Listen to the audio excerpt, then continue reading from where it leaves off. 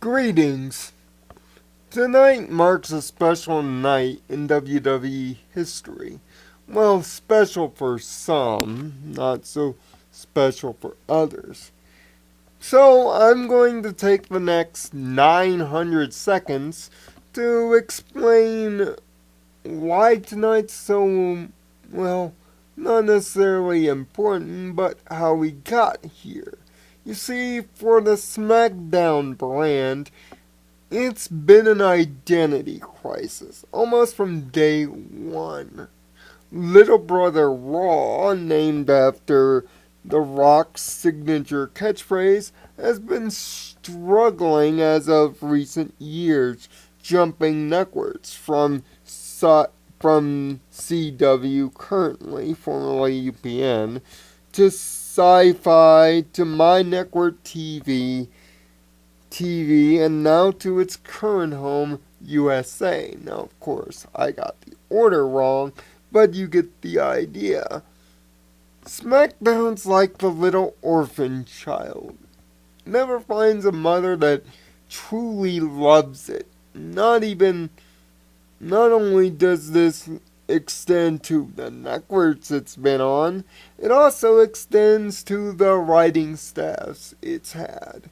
SmackDown's writing has gone from good in the Attitude Era, because apparently everything was good in the Attitude Era, cough cough, it isn't, to now the writing being decent for the first time in years. But for a lot of years currently, for the SmackDown brand, it's been a struggle even to watch. From its not thrilling theme songs, to lack of presentation, to bad commentary. Still, one thing that still persists in the modern day. Thank you, Mauro Riardo, for being the shining light in an otherwise sucky commentary table. Now loaded with too many names to count. Todd Phillips, JBL, and Mr. More boring than Mod Pie himself, David Otunga. Why in the world would they give David Otunga a commentary job? I have no idea. But I digress. SmackDown has never really had an identity of its own. Even during the first brand extension, way back in 2002, it was SmackDown that was struggling to find any footing. Now it looks like the shoe is on the other foot, as Raw is the one that struggled, while SmackDown has seemingly found a NXT but bigger identity. But that's not without saying that it still ultimately struggles a lot. I mean, come on, let's be honest. SmackDown may now finally, after years and years of me asking for it, be a live show, but it still struggles to be alive.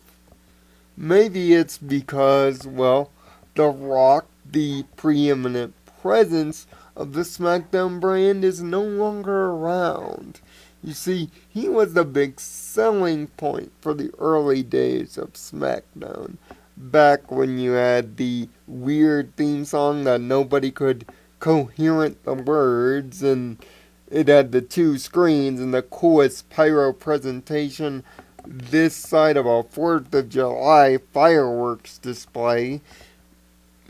But even as it got its signature steel fist that was actually made of reinforced plastic. But even back in those days, SmackDown was conveniently branded as the harsher brand, where fights would break out in the middle of nowhere, where these guys would kick you in the teeth before they would talk your head off.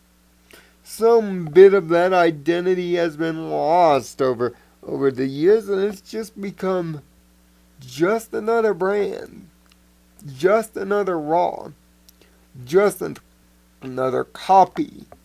much like Thunder was a copy for WCW Nitro, something that the early days of SmackDown was openly trying to avoid. But yet, in recent years, that's exactly how the Raw SmackDown love relationship has been like. Raw has been seemingly Nitro, the series with history, respect, and revenge, while SmackDown has been the little baby brother that can often be ignored as not even a show. When a talk show on the WWE Network, talking smack is more popular than your actual TV product, you have a major problem. But it does highlight one of SmackDown's many positives going into tonight's episode 900.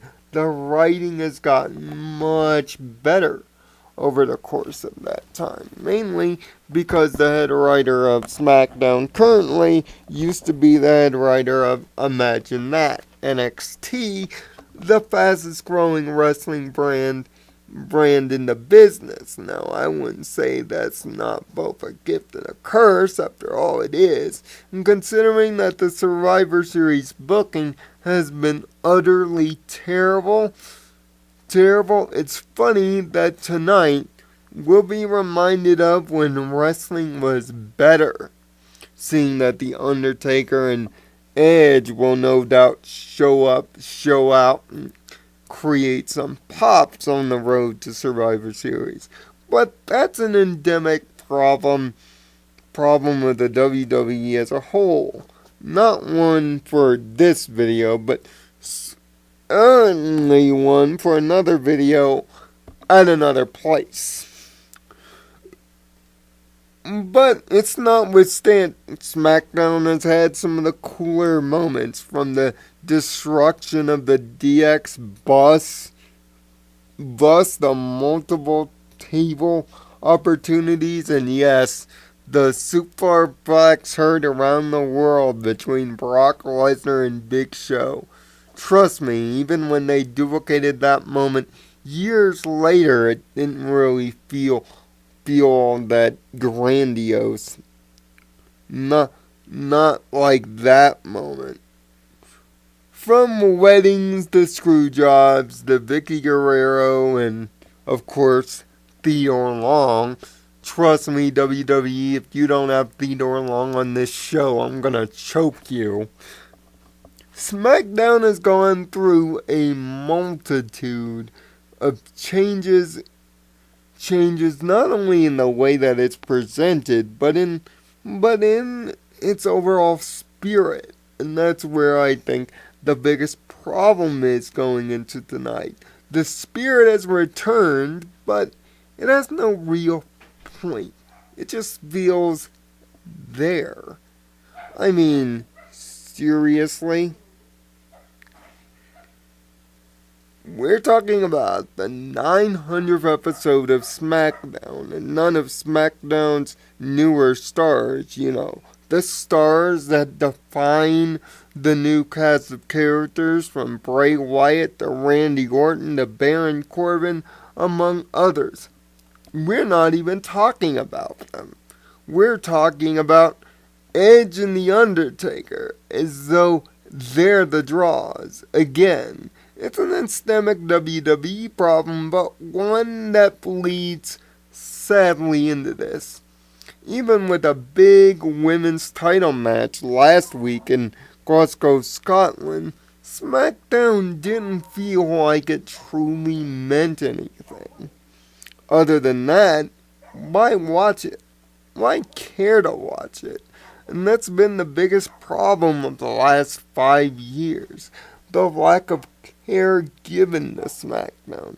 Sure, people care about it now because, well, it's better now. If there's anything that has come good of this brand extension, and there are very little things, it's the seemingly amazing resurrection of SmackDown under the watch of Shane McMahon and Daniel Bryan, two Two guys that know how to play the over and underdog roles respectively.